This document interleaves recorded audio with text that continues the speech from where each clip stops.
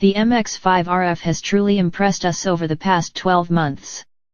Now, after my tutoring, something we would recommend to any keen driver, we have come to appreciate its talents even more. It's great value fun.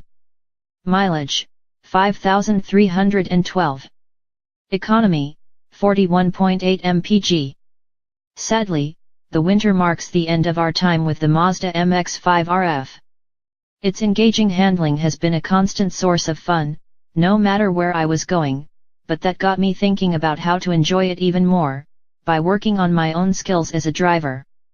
That's why I took the car up to Northweald Airfield in Essex for a day of tutoring from a company called Car Limits.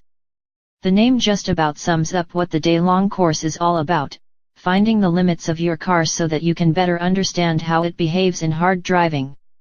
I met with Chief Instructor Mark Robbins, who explained that by using a huge section of the airfield we could test my Mazda's limits in safety. A key part of the track area was a long drain line, which is used as an imaginary brick wall. Go over the drain, and you'd have crashed, but of course here, you haven't. We began the day with a braking test from 60 miles per hour. For the first run, I stood on the middle pedal as hard as I could. The Mazda's ABS kicked in and brought us to a halt, but Mark pointed out that I could do more to help. By modulating my foot on the pedal and reducing the braking force as needed, the ABS didn't come on and we stopped much sooner as a result. This was the first of a series of eye-opening exercises. Mark's descriptions of the physics alongside the opportunity to put the theories into practice was more useful than I had expected. Now it was time to take on the core part of the course, the high-speed corner.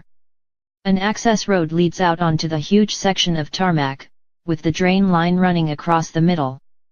Lift off the gas and turn in quickly but smoothly, Mark instructed me as we headed down the access road at high speed. It felt okay at first, but as I lifted off the car's back axle started to move. My instinct was to correct with the steering, but in trying desperately not to hit the imaginary wall, I'd already lost control and the car spun out. Mark smiled, this was exactly what he wanted to happen. Go and try again, he said, but now I want you to do it with just one finger on the steering wheel. So again we headed into the corner at speed. This time, though, the car didn't spin, and it didn't even go near the wall. By gripping the steering wheel hard, I wasn't in touch with what the front wheels were doing, but with just one finger, I didn't have the strength to overwhelm what the car naturally wanted to do. So that was a key lesson for me as a driver, and something I can keep working on all the time. Don't grip onto the wheel too hard, and listen to the car more as it communicates back to you through the wheel. Although the MX-5's steering could offer a bit more feedback, I've come to be more in tune with it after 12 months running the car. We spent most of the day working on the high-speed corner, and added some of the braking techniques into the training as well. By modulating my right foot as I hit the brakes hard into the corner, I was able to dive into the bend at well over 80 miles per hour without hitting the wall, thanks in part to the Mazda's good pedal feel. I came away from the course with some new skills, but also with even more love for the MX-5 RF. With its comfortable ride and strong economy, it's been great for airport runs and shopping trips alike, but its engaging handling and exciting naturally aspirated engine cemented its status as one of the best cars I've driven in a long time. The 6-speed manual's precise, satisfying gearshift means that every single journey in the RF is great fun. Slotting each gear into place positively, and using the responsive throttle to blip your own downshifts, is so involving. Even around town there hasn't been a dull moment in the Mazda.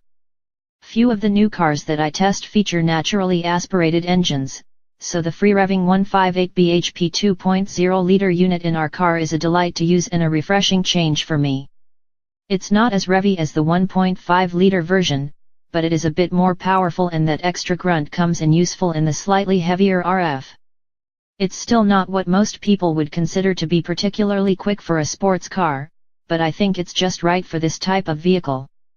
You can enjoy revving it to the red line on a public road without breaking the speed limit, and the low driving position makes it feel faster than it really is.